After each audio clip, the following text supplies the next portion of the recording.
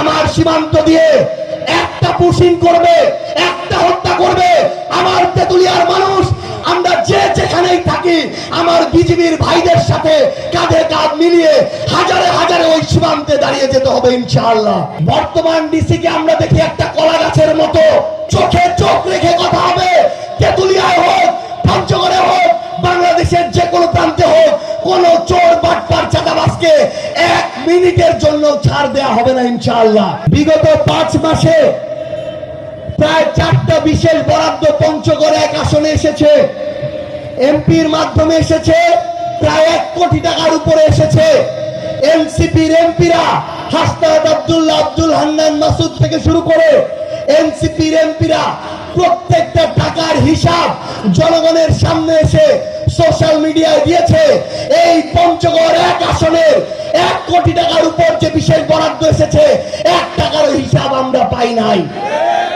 আমরা ব্যারিস্টার নওশাদ জমিরকে স্পষ্ট করে বলতে চাই, এই টাকা যদি আপনার নেতা কর্মীদের পকেটে ঢুকাতে চান, আপনার পকেটে ঢুকাতে চান, পঞ্চগড় 1 আসনে আগামীতে এটা আমরা হইতে দিব না ইনশাআল্লাহ। আমার আটোয়ারী উপজেলায় খাল খনন হচ্ছে, আপনারা হয়তো দেখেছেন। শুধু একটা খাল খননের উদাহরণ দেই, 51 লাখ টাকা বরাদ্দ। এতই লুটপাট হয়েছে, এতই চুরি হয়েছে, এতই শ্রমিকের টাকা খেয়েছে, এতই বালুর টাকা খেয়েছে, খেতে খেতে এখন শুধু খালটা খাওয়া বাকি আছে। যদি পারত তারা খালটা পর্যন্ত গিলে খেয়ে ফেলতো। সর্বশেষ আমাদের ইউএনও সেখানে নতুন কমিটি করে দিয়ে নতুন করে কাজ শুরু করেছে। তারা কার্ডের খেলা শুরু করেছে।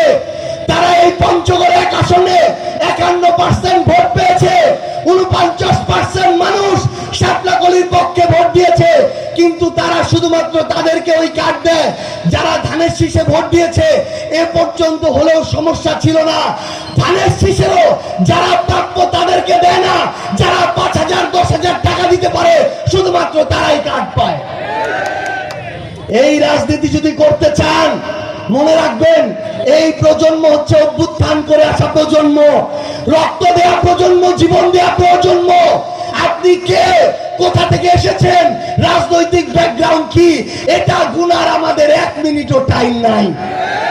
খুবই স্পষ্ট করে বলি, চোখে চোখ রেখে কথা হবে। তেতুলিয়ায় হোক, পঞ্চগড়ে হোক, বাংলাদেশের যে কোনো প্রান্তে হোক, কোন চোর বাটপার চাঁদাবাজকে 1 মিনিটের জন্য ছাড় দেয়া হবে না ইনশাআল্লাহ। আমার এই তেতুলিয়া, শুধু তেতুলিয়া না, তেতুলিয়া সদর, আটোয়ারি, প্রত্যেকটা জায়গায় এলএসডি যে গোডাউন গুলো আছে, এই গোডাউনে কৃষক নিজের মতো করে ধান গম কোন শস্য রাখতে পারে না।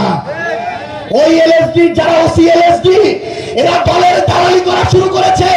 দালালি করতে করতে এরা বিএনপির নেতাদেরকে ওই ওসি এলএসডি তারা ভাগ করে দিচ্ছে। তুই এই অর্ধেক, তুই এই 25%, এইরকম করে প্রত্যেকটা জায়গায় কৃষকদেরকে জিম্মি করে, আমার মজুর ভাইদের জিম্মি করে বিএনপির কিছু নেতারা এলএসডি গোডাউন, যেটা সরকারি গোডাউন, সেখানেও সিন্ডিকেট করা শুরু করেছে।